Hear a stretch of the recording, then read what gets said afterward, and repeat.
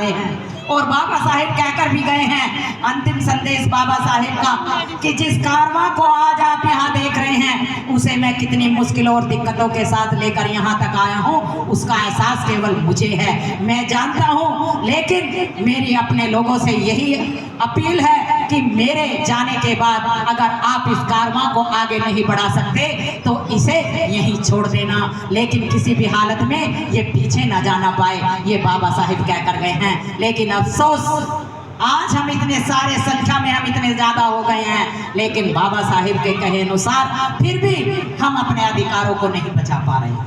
ये हमारे लिए शर्म की बात है। और उसका बहुत बड़ा कारण है कि हमारे समाज की जो महिलाएं हैं वो पाखंडवाद में उलझी हुई हैं, और जो हमारे समाज के पढ़े लिखे लोग हैं वो नौकरी और बीवी और टीवी में मस्त हैं। इसलिए जो समाज के चंद लोग हैं वो लड़ाई लड़ रहे हैं। अगर वो चंद लोग भी अपने घरों में बैठ गए तो वो दिन दूर नहीं जिसके बलबूते आज आप लोग इतरा रहे हो, वो अधिकार भी आपसे छीन जाएंगे।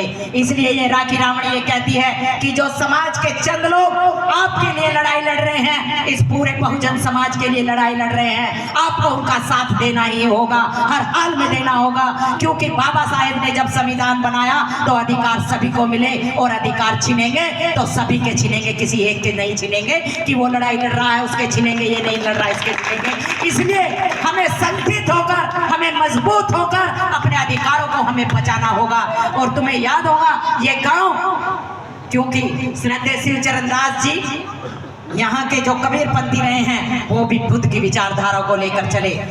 जितने भी कबीर साहेब बुद्ध की विचारधारा को लेकर चले, और बुद्ध ने कभी भी ये नहीं कहा कि अगर कोई तुम्हारे ऊपर जुल्म करता है तो उसे सहन करते चले जाओ। बुद्ध ने भी ये कहा है कि अगर कोई तुम्हारे ऊपर जुल्म करता है तो फिर उसका मुकाबला तुम्हें करना ही हो पड़ेगा।